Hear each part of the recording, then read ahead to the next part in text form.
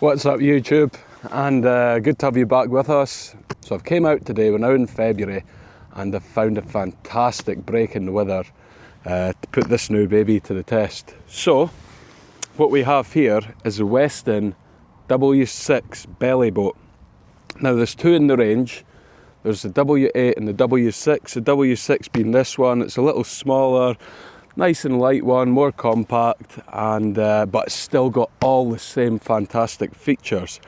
I've coupled this up with Lowrance's new Eagle Eye 9-inch finder, which I'll get onto that in a wee minute, but that's an amazing system.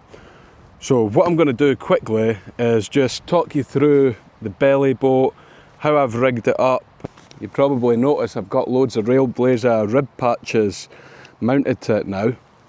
If you follow me on Instagram, there's a wee bit on there of how I done it, how I prepared the belly boat, got them into position and then glued them on. But what I'll do is I'll start off here, talk all the way around it, and then we'll get out on the water and hopefully catch a fish. So to start off with, we've got the Lowrance Eagle Eye. That's been mounted on the railblaza fish finder mount. It's then secured to the belly boat via the rib mount. Next to that, we have the Hex Pole Live, the kayak edition. So there's two editions. There's a slightly longer one if you're mounting it to a boat. This kayak belly boat edition is perfect for belly boating, obviously. Going back after that, we've got an EVA hard pouch, and with that, I've kept my power in there, my lithium battery, so as it's nice and elevated off the lowest parts of the belly boat. It'll keep it nice and dry in there. Going back after that, we now have the railblaza camera mount. I've got my DJI Action 5 mounted back here, so as we could just, it captures everything. It gets me in it, it gets hopefully the fish jumping out the water. It's quite, I find personally, it's quite a good place to have it. On the back of the seat we have two rod holders, which is perfect.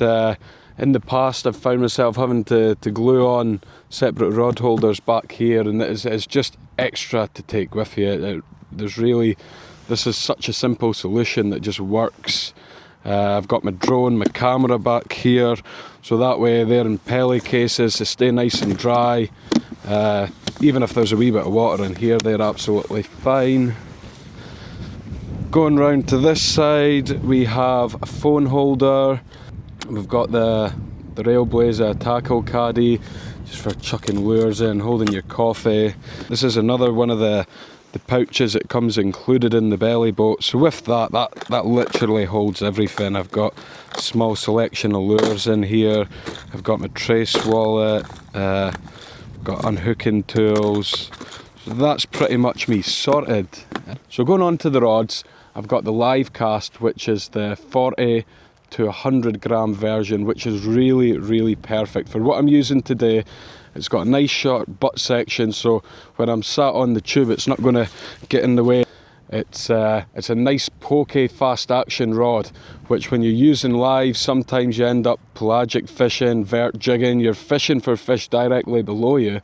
So really you've got all the power in the strike just to lift into them. And then the other rod I've got is a 7 to 28 gram ultra stick, which I use that for smaller lures. I've got a 12 centimeter bull tease on here just now. That's probably the biggest I'd go with that. But again, it's a nice rod, nice short butt on it, and really ideal for the belly boat.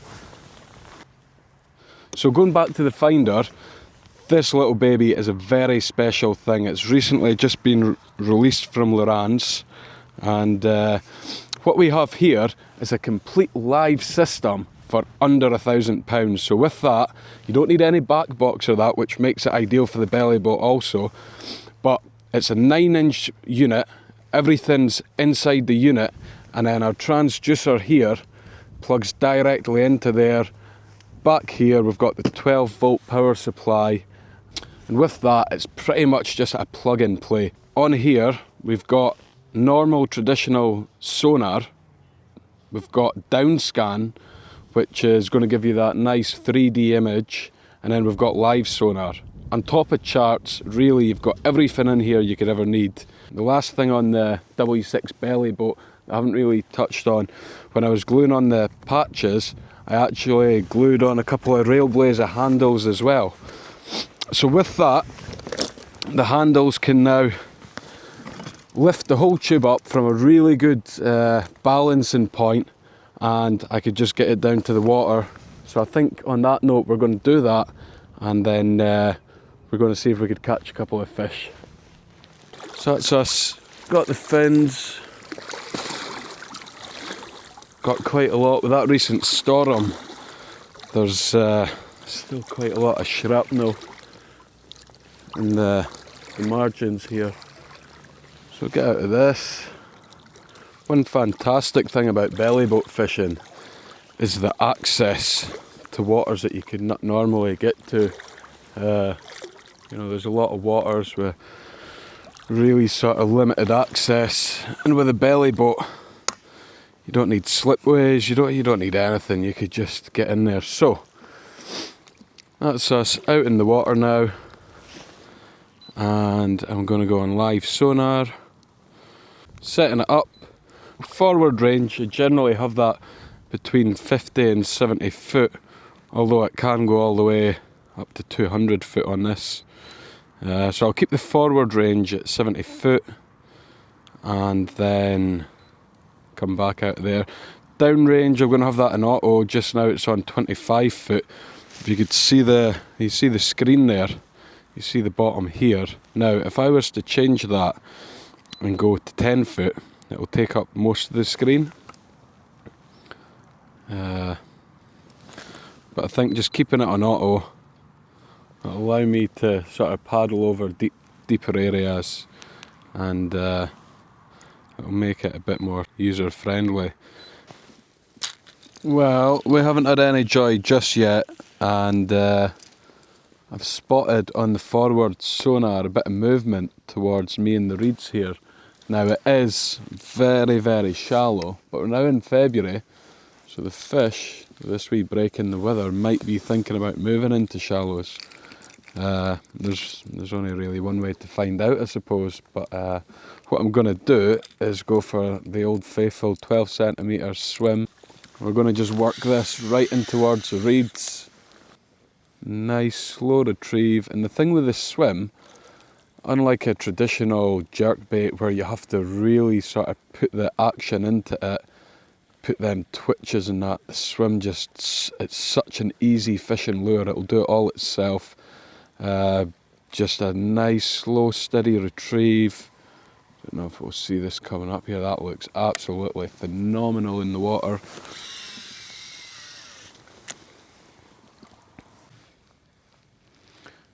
You see that sinking 12 centimetre swim just coming in.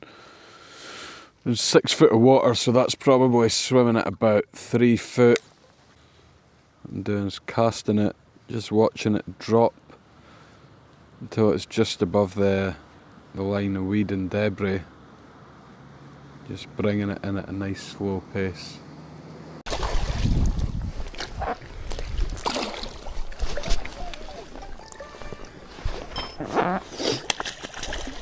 Well, we're literally just going to call it a day there, and the good old 12 centimetre swim managed to save a blank.